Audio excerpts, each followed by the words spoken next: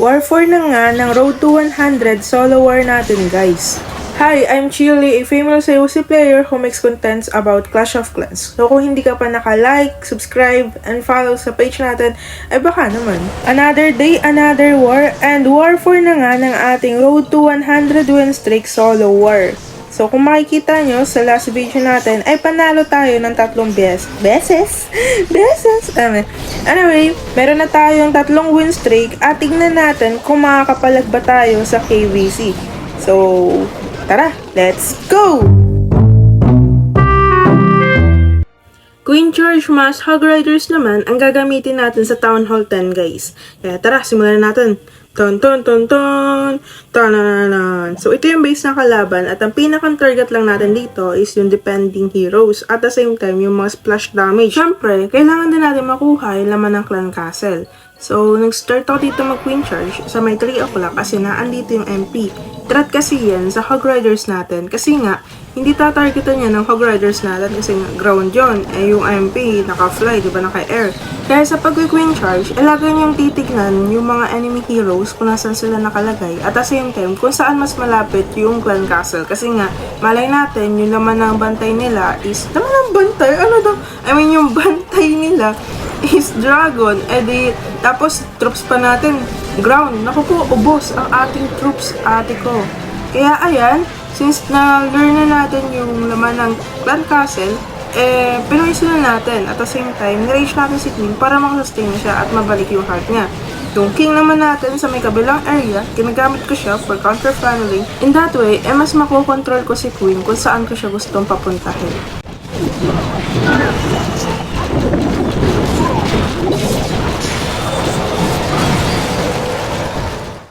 Since nakuha na natin yung target natin na MP at the same time yung laman ng CC, pwede na tayo dito mag-drop ng Hog Rider. So drop tayo dito kasi nakapag-funnel tayo dito sa may bandang kanan.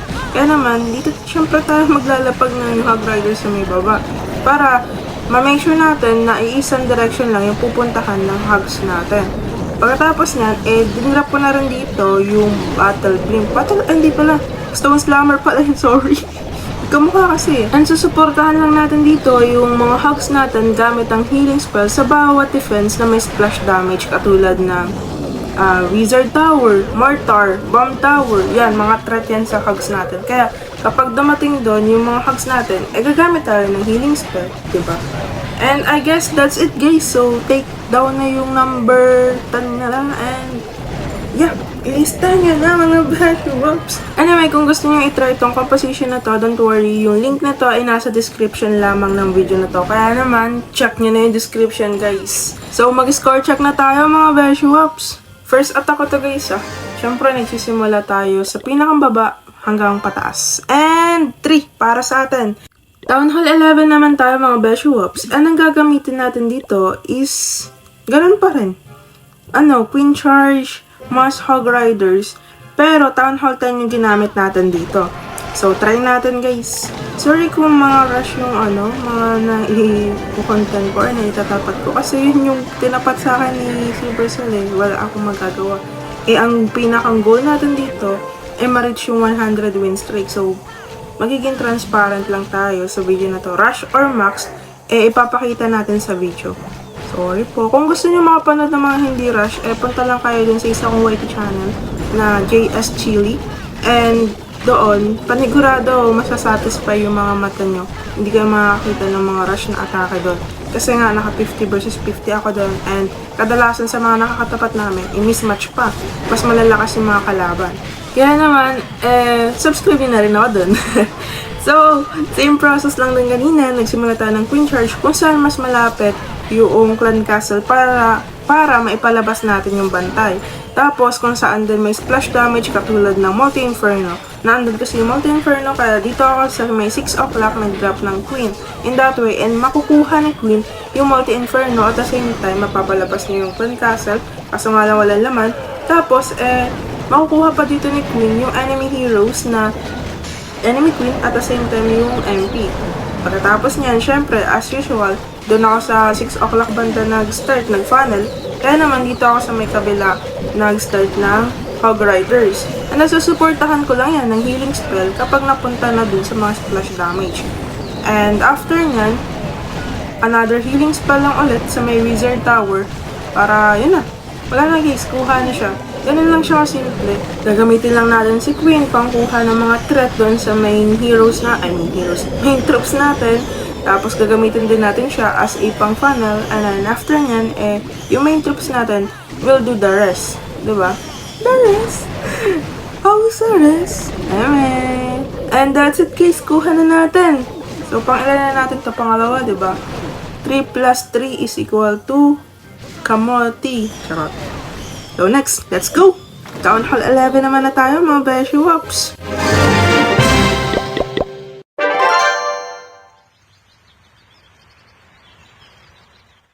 Town Hall 11 naman ako guys, at ang gagamitin natin dito is Soft Dragons. Ito yung pinakang favorite ko noon pa. As in, to be honest, nung nagsimula pa lang ako mag-livestream, nagko-content eh. Nagko-content ako dati nung mga around pandemic. Pero, stop pa siya. Anyway, nung nag-stream ako sa TikTok, ito yung ini-stream ko yung dragon, sa totoo lang. So, ginamit ko lang dito yung Giant Arrow ni Queen to makuha, may snipe yung Earth Sweeper. And then after nyan, gagamitin ko lang yung 9 lightnings para matanggal naman dito yung mga ibang air def. Tapos, kung saan may natitirang air depth, doon ako magdodrop ng dragons. Yun na yung pinakang ginagawa ko sa ganito. Ewan ko lang sa iba, pero para sa akin, yun yung way ko para ma-execute ko yung attack. So, ginagamit ko yung lightning sa mga iba pang air depth. Kunwari, for air defense yun. Yung tatlo, zinasap ko. And then, yung natitirang isa, doon ako magdodrop ng dragons. Diba? Tapos kapag marami yung damage na nare-receive ng troops ko, gagamitin ko lang yung Warden's ability. So, gamit ko dito is Eternal Tome at the same time Rage Gem. Para pwede ko naman mag-Eternal Tome, tapos Life Gem. Para yung dragons mo or main troops mo, medyo makunat-kunat. Kasi yung Life Gem ay nakakapagbigay ng healing din. At the same time ng hit points. So, yeah. That's it, guys. I guess nakuha na natin. Overkill no? Alam ko hindi lang ako yung my favorite sa Soft Dragons. Alam ko marami kami. Kasi sobrang open na ito sa totoo na sa Town Hall 7 hanggang ngayon. Sobrang open ng dragons. Grabe. Diba? So next na tayo, Beshi Wops. Ito yung base. So parang kuha din to ng Town Hall 11 natin. So try natin, diba? Kaya naman, let's go! Ton ton ton ton ton ton. Ganoon na lang rin katulad ng ginawa natin kanina. I-snipe lang natin yung yun lang, Dokling. Duling yun. Pero guys, ang pinakang priority natin dito is yung air defense. So, air defense, yung Earth Sweeper kasi itutulak nun yung dragons natin. Kaya naman, kapag nagkamali tayo, gamitin na lang natin yung lightning para dun sa Earth Sweeper. Ano ba yan? Nakakaloka. Anyway, katulad lang ng ginawa ko kanina kasi same base lang din naman. Ang pinagkaiba lang is magkaiba yung Town Hall. So, dito ka nag-start sa may pangalan na ito, may malapit na air defense para makuha ng dragons natin yun. Tapos, sinama ko na yung Stone Slammer and then yung Rage, gagamitin natin yun dito sa may bandang Town Hall para makuha na yun. Dito sa core, sa may gitna. And then, may King's Ability pa tayo dito. Siguro, yun lang. Baka na, ubos tayo doon, best. Ubos, ang sakit ng ang sakit nung, ano na to? Town Hall. Sushi. Sana nagano na lang ako. Blimp. No. Oo nga, nag-blink yeti na lang sana ako para na-snipe yung, ano na to, para nakuha ng blink natin yung Town Hall. And hindi siya naging threat. Yun lang, ito na nalungkot guys. Araw ko po, napiso si ate mo chili. Araw ko. Wala na. Nakaka-apat attack na tayo, no? Tapos yung tatlo, perfect. And then yung pang-apat natin is palyado. Nice try para sa atin. So next na tayo guys. Town Hall 12 na yung pangkuha natin siya. Let's go! Wala kang wala kang video nung Town Hall 12 natin and 13. Sige, ayos lang. So, Town Hall 13 naman na tayo, guys. So, kunin na natin to. Ano lang to? Spam lang siya. Spam Hydra. And then, naka-blink yung machine natin, tapos clone. Maraming super yeti yung laman yan, tapos i-clone lang natin and i-reach. And yeah, ganun lang siya kasimple. Gamit ko to mula Town Hall 13 hanggang Town Hall 18 kapag tinatamad na ako or marami akong gagawin. So, siya yung palagi kong ginagamit. Napaka-favorite ko siyang troops. Ganon. Hindi ko alam kung bakit nawala yung Town Hall 12 ko. Dalawang attack yun eh. Score natin 15 yun. Tapos ilan na rin yung atake natin. Isa lang naman yung mali ko, Town Hall 11 lang. Sayang naman. Pero sige, ayos lang. Tawid na lang tayo next time. Siguro na i-delete ko siya kasi na full storage ata ako. Aww. Anyway, nakuha na natin yung Town Hall 14. Gamit yung Town Hall 13 natin. Gamit Hydra Clone. Hydra Clone siya tawag sa kanya kasi Hydra naman yung main troops. Tapos, ikukulong lang naman yung Blimp. And yeah, that's totally it guys. Sorry, wala yung Town Hall 12 natin. Ang angas pa man din ata ng atake ko dun. Angas yun. Hindi ko na kasi marireplay kasi maintenance. So, wala na yung replay dun. Kaya I'm so sorry guys. Anyway, lipat na tayo sa Town Hall 16 versus ang ating Town Hall 15. So, start natin to ng RC Charge dito sa may 9 o'clock para makuha natin dito yung Town Hall at the same time yung Monolith. Kasi ang laki ng value na pwede natin makuha once na nakapasok doon yung RC natin. Kaya dito na tayo nagsimula. Ginamit ko na rin yung ability niya na Rocket Spear.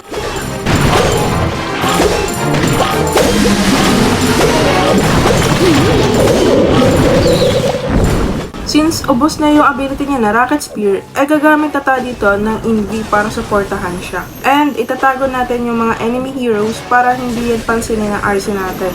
Kasi papansinin niya yan and mauubos lamang dito yung Invi spell natin once na pinansin niya yun, syempre, kasi nandun yung focus niya. Kaya naman, gamit tayo ng Invi para itago sila.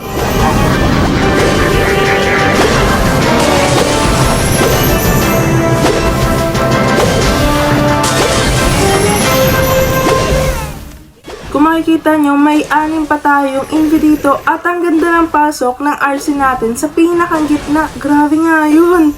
Labas na nga dito yung Clan Castle and dude, makukuha niya pa yan. Makukuha niya pa ba yung Monolith? Yeah! Kuha pa, Besho Wops! Kuha pa ba dito yung Multi-Inferno? Yes, definitely! Definitely!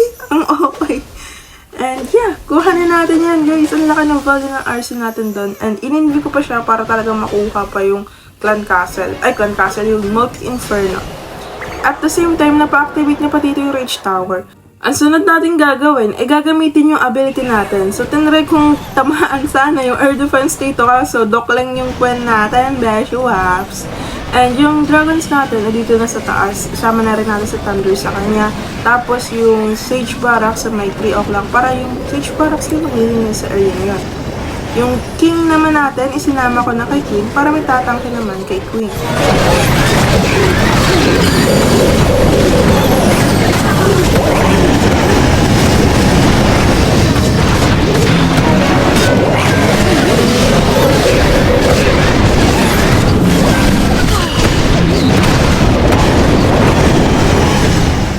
King's ability tayo dito mga Besho Wops. Pang, pang, pang, pang, pang, pang. Nice. Zoom! Yun na yan guys, sobrang OP ng RC Charge Mass Dragons.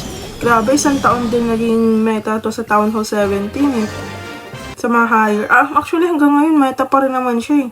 Diba? Naiba na lang nga sa Town Hall 18 yung meta. Town Hall 16 naman tayo guys, kaya tara! Let's go! Tan tan tan tan! Tan. At ang gamit natin dito, syempre yung pinakang favorite ni Chilimansi. Ang Fireball Rocket Balloons.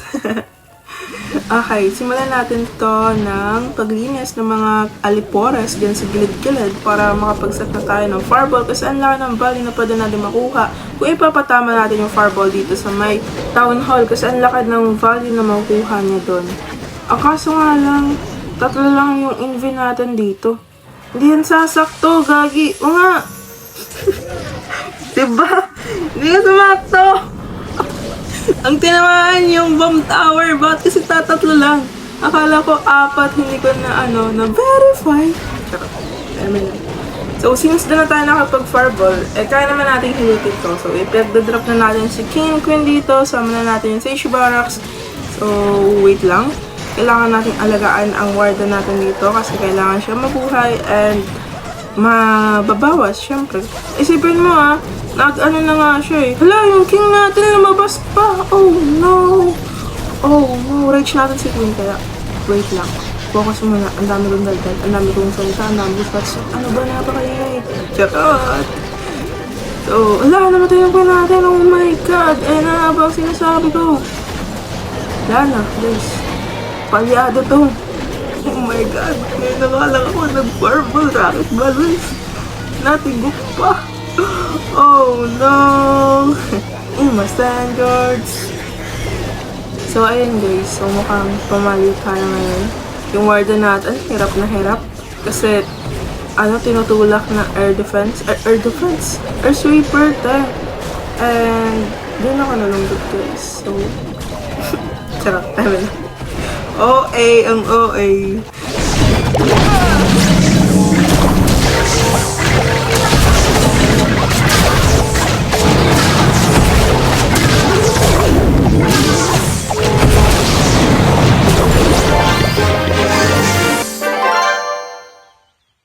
Madali ang attack na tayo mga beshi whoops kasi anong oras na to? Alas 3 na ata na madaling araw, nakakaantok na. So, snipe na lang natin to. I-pound giant arrow. Tapos, King's ability na tayo dito. Yung mga troops natin, pagda-drop na natin, naka-blink yung warden, sinama ko na rin. And, back na ng warden's ability. Para pag dumating yung blink sa pinakagitna, kulong na lang natin, diba? Kulong, rage, yung RC natin, sinama ko na rin. Kinasabi ko na kaya ako dito. Pwede, diba? Pwede naman wala naman tumatarget sa kanya. So, kung makikita nyo, pa lang, pag-clone pa lang ng Super Yeti natin, ang laki na ng value na nakuha ng troops natin, mga Bershworks. So, alas 3 na ng madaling araw to, Bershworks. Kaya naman, dalitan na natin, guys. Nakakaantok.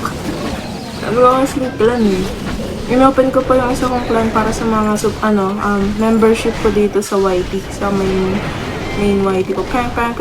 Pati subscribers ko sa FB. Yung mga nag-a-avail ng subscribers sa FB, tapos mga nag-avail ng membership dito sa YT. Inopen ko yung para sa kanila. So, meron kami doong 15 win streak as of now. Nakuha na natin, guys. So, lipat na. Let's go. Ganun na rin yung ginamit ko dito, guys, sa mali kong attack. So, in-spam ko na lang din siya. And, pinagkaiba lang na to, nakagamit ako ng MP instead of King. Para naman, hala, ito pala yung air sweeper. Ang layo ng giant arrow. So, ayun, in-open ko nga yung clan ko na, main clan ko actually. Ano yun? Yun yung pinakaunang clan ko, yung JS Chili.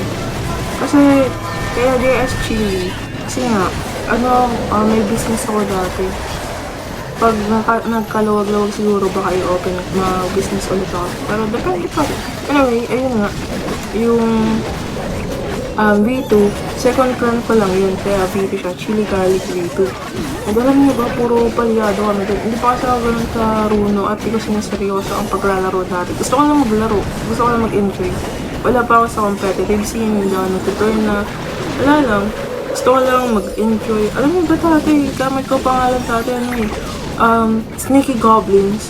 Yun pa yung ginagamit ko pang push sa Legend League Town Hall 13 ako nun. Nireach ko yung Legend League gamit yung Sneaky Goblins.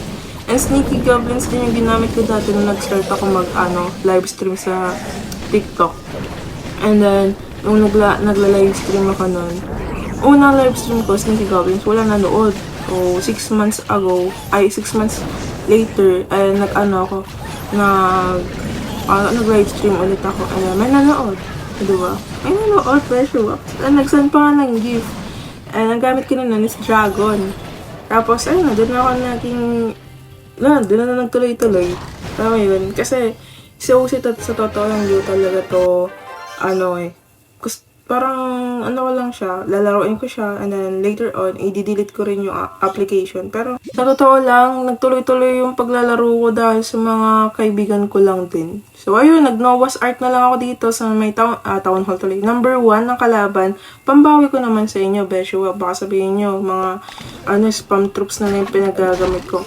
Gunamit ko nga pala dito yung wall breaker para naman makapag-check ng mga traps dyan. Gumamit naman ako ng balloons para matanggal naman tong Archer Tower. In V. And then, Fireball Tani Tanda. Boogs, ganda ng pagka-fireball doon. 2 earthquakes na zoo. Te, wala na. Ano pang gagawin ng base? Ayan na. Yabang. Yabang ni Chilimansi, guys. So, kailangan natin si Thunders dito gamit yung Queen. Lapag tayo dito ng Ice Golem, Golems, yung mga makukunat natin troops. Para naman, may tatangke sa may Queen natin at the same time yung Ward natin. Yeti dito para makapag-funnel agad tayo. Wall Breaker para magkaroon ng access yung troops natin. And then King sa may kabila para makapag-funnel din at the same time si RC, sinama ko na para makapag-help naman yung aura niya and yeah, para makapag-help yung aura niya doon sa mga defenses. Ano ganyan, tigasin ang salita. Akala mo may King's ability dito, pang na zoom, ganda ng pagkaka-King's ability natin doon, ang laki ng value na nakuha natin, mga Beshu Rocks. Tapos dito, sasuportahan lang natin yung troops natin, OG sa may fire speakers, kasi ang sakit na din ng mga pinaranas na sa akin. And yeah, that's totally it guys, wala na. May Queen's ability pa tayo dito, may mga spells pa tayo dito, may mga troops pa, and ano pang gagawin natin dito, bas? Joke lang, kayo talaga. So, ayun na nga, sinasabi ko sa inyo, diba? Yun nga yung gamit ko, yung dragons. Wag ka, ang compo ko nun, lahat ng dragons. May baby dragon ako. Magkakasama yun na. Dragon, baby dragon, super dragon, e-dragon. Dala-dala yun. Dragon Rider. Oh, isang composition yun guys. Huwag kayo. Ganun ako kabisa nun. Kulit na. Sa totoo lang, ganun yung mga ano ko. At ang tawag kong compo doon is Dragon Family dati. Kasi wala lang, gusto ko lang magbigay ng kasiyahan sa manonood. Tapos ang na boring ako doon, ang ginawa ko, yung isa kong account, yung Town Hall 9, is pinush ka po siya hanggang legend. And yeah, na-reach naman namin. Tuwan-tuwan na ako nun, 50 viewers ko. As in, sobrang saya ko nun. Sa 50 viewers hanggang alas 3. Ganon kami kabisa nun. Kakadaldal ko, hindi ko na napansin na natapos na pala yung atake natin. Anyway, everyone, kung nakaabot man kayo sa pinakandulo or dito, thank you so much kasi napaka-supportive ninyo. Arigato. Charot lang. Kidding aside guys, sobrang thank you talaga sa mga supporta na ibinibigay ninyo sa akin. As in, wala na, nagdadrama na ako na ito. Oh, ay. And yun guys, thank you so much everyone. Huwag kakalimutan maging mabuting tao. Paalam!